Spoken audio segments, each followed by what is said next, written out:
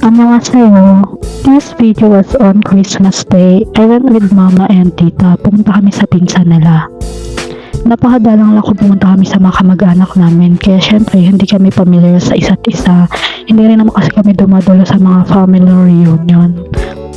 Yan talaga yung kahaligan ng family reunion, no? Yung magkakilala kayo and of course, you can also bond with each other. Akala ko kasi yung family reunion ay payabangan at pabonggahan lang, Charlie.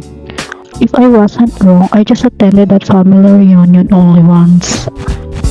I don't remember kung anong year yun, pero yun yung una at huling beses na pumunta ako sa family reunion.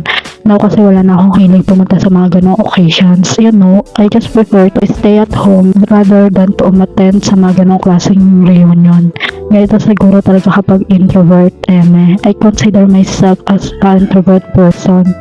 You know, minsan mas gusto ko na lang talaga mag-isa, ganyan.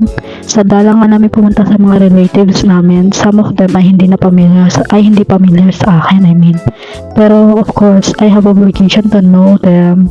Ayan, at makikain pa kami ng salad and dito na rin kami kumain ng tanghalian. You know, it's lunch time na rin kasi. Ito ngayong kinain ko, rice and beef with broccoli. I'm not sure sa tawag niyan but taste good naman. Ayun nga lang, hindi ako makain ng broccoli.